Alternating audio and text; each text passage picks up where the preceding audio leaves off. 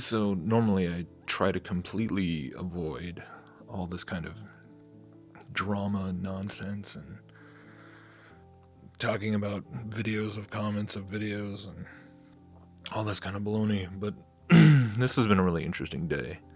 Um, yeah, so earlier this week I did a response to an interview between Doug Woodward and Anthony Patch, talking about CERN and Patch's various theories on everything, and I included a 4-minute clip from said interview to uh, serve as an example of numerous points that I was making or responding to for the sake of discussion, for the sake of um, you know open dialogue. And I tried to be respectful. I tried to start out by saying that Patch was somebody that whose work had actually had quite an impact on me, and um, that wasn't in a lot of good ways, and that there's a lot of ways that I still find a lot of his material very compelling. I've said that in many times in the past, and yet, of course, when I started going down this path of researching into flat Earth and ancient Hebrew, ancient biblical cosmology, it just really did start to change a lot of my perspective on things, of course. And from my perspective, made a lot of the things that Patch is still continuing to talk about make so much more sense from an enclosed cosmological model. And yet, of course, he's like so many other more prominent researchers who have already published books and have material out there that which would be, of course, affected if you had to stop and rethink your position on things as big as outer space or uh, the cosmos.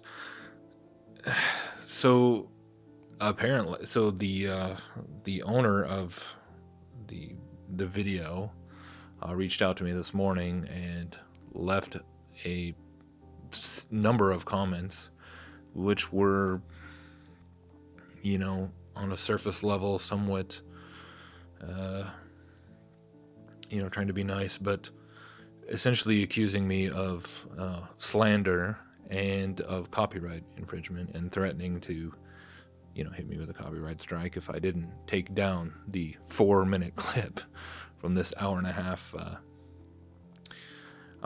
interview. And I tried to respond and be civil myself.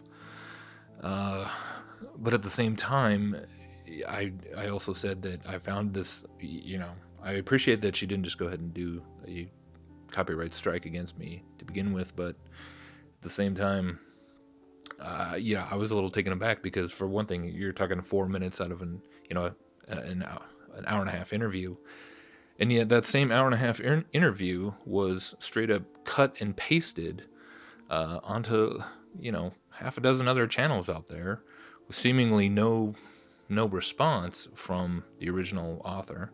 And I looked in the description of her description of the video, and there was nothing talking about the copyright. And when I mentioned all that, there was a few hour delay, and then she came back saying that no, the copyright, it was in the description, and she did state that, and that it was copyrighted by her and Woodward and Patch, and that it's going to be part of some DVD or some series or something. So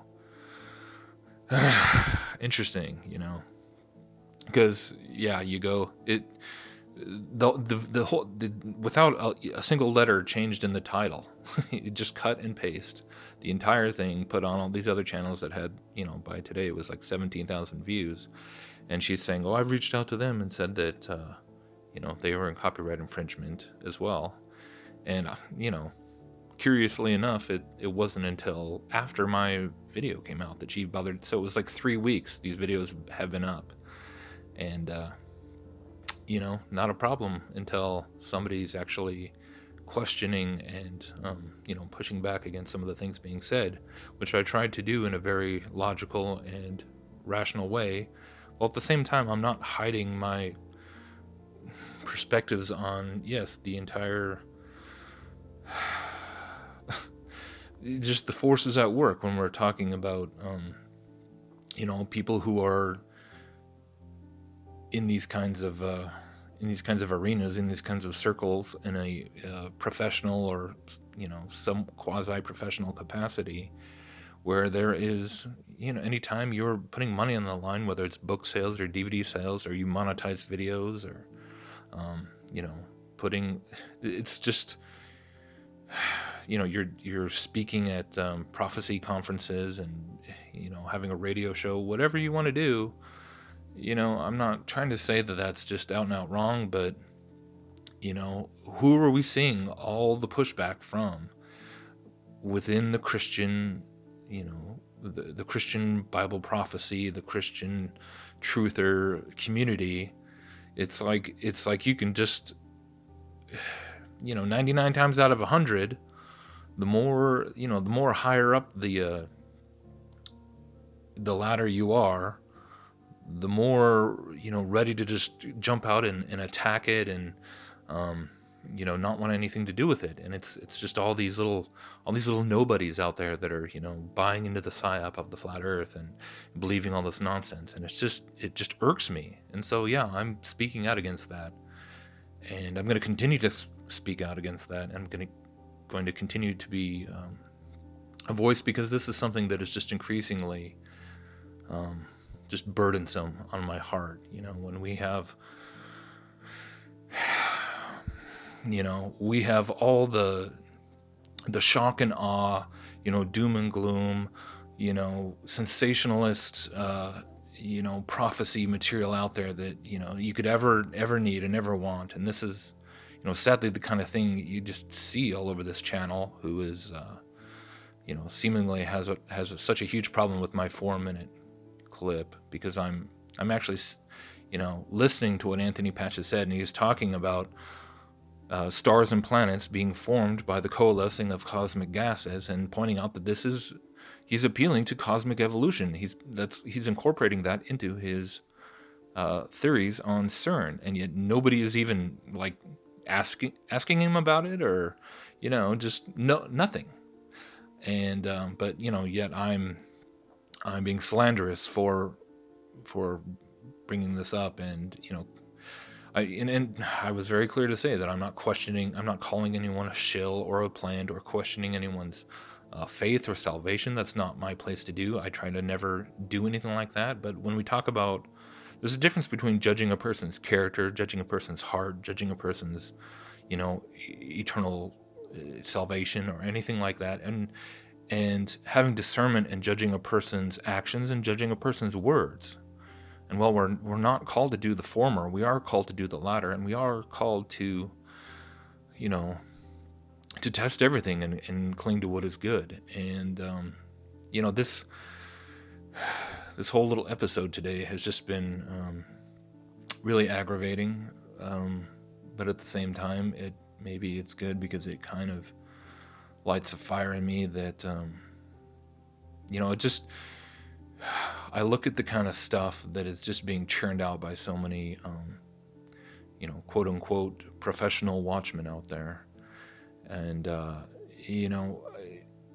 I honestly can't tell you how many people are truly finding God because of massive massive hole on the sun is spelling doom and gloom for the earth, and there's the locusts are about to break forth, and the Antichrist is about to be revealed, and shocking, it just like, you could almost just like put the words into a blender and just mix them up, and you could just spit out these kinds of titles all day long, and people do. And it's every other day there's like some new the economy is just about to collapse, or the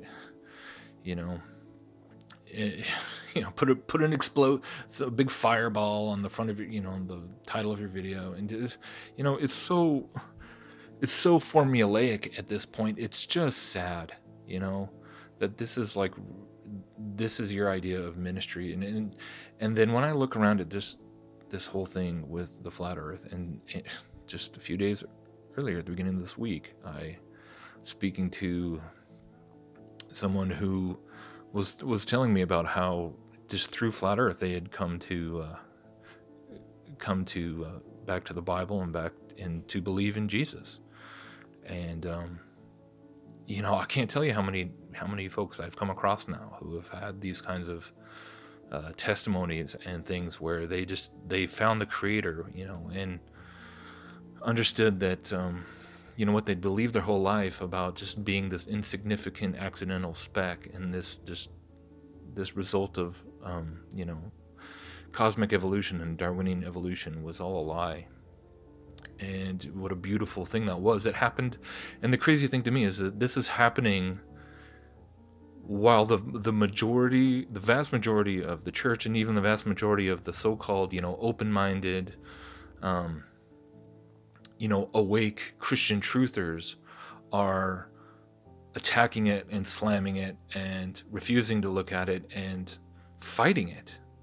It just makes me think about, I was reading in Acts the other day where, they brought the apostles in, and then all the Pharisees are telling them to stop preaching in the name of Jesus. And the one Pharisee says, he talks about how, there was this guy that came about, and he was claiming to be Messiah, and a few people followed him, and then it came to nothing, and then another guy, and that came to nothing. And then, with this Jesus guy, just let him go, just stop, because, if it's not of God, it'll die, it'll come to nothing. But if it's not, then in the end, you're only going to find yourselves fighting against God. And,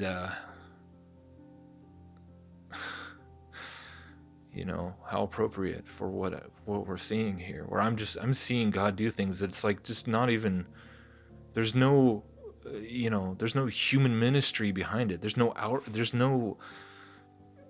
It defies reason, or defies, human orchestration. It's truly it's of God. It's of God. This revelation, and I'm at that point where now I've just been seeing the fruit of it, and I've been seeing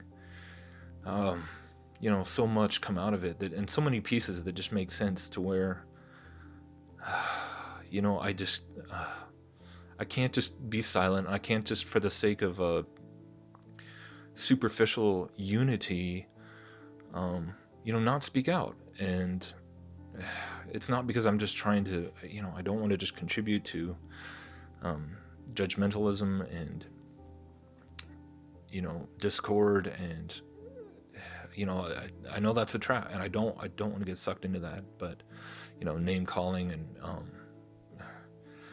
but at the same time, man, there are people that are, it's so infuriating, because there are so many people out there who are coming across this, and they're actually having the courage, or whatever, they take the time to look into it, and they eventually get to the point where they see that there's something real to this, and then suddenly they're going, so there must be some creator, there must be, a spiritual reality, there must be some kind of God or something. And they're in that very crucial place, and yet the vast majority of, the notable, searchable, renowned, Bible teachers and evangelists and creationists and, prophecy experts, quote unquote, they all they can do is mock them. And they're in that place where they need to be pointed to Christ, and they need to have explained, because there's more disinformation about the gospel than practically anything else, and more misrepresentation of Jesus, and more misrepresentation of God than anything else. And yet there's this huge vacuum that's being filled by esotericism and the occult and mysticism and Gnosticism and every variety of the Luciferian lie under the sun. And that grieves me. So that's pretty much what I have to say. Was somebody whose work had actually had quite an impact on me, and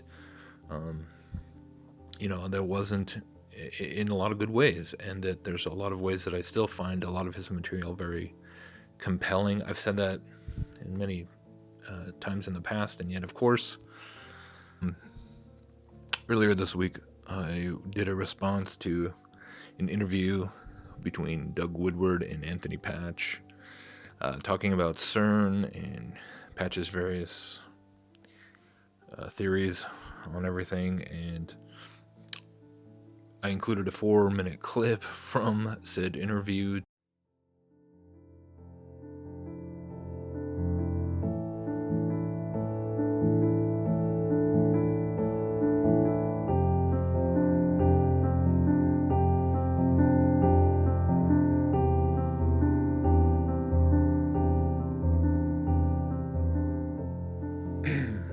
To serve as an example of numerous points that I was making or responding to, for the sake of discussion, for the sake of open dialogue. And I tried to be respectful. I tried to start out by saying that Pat.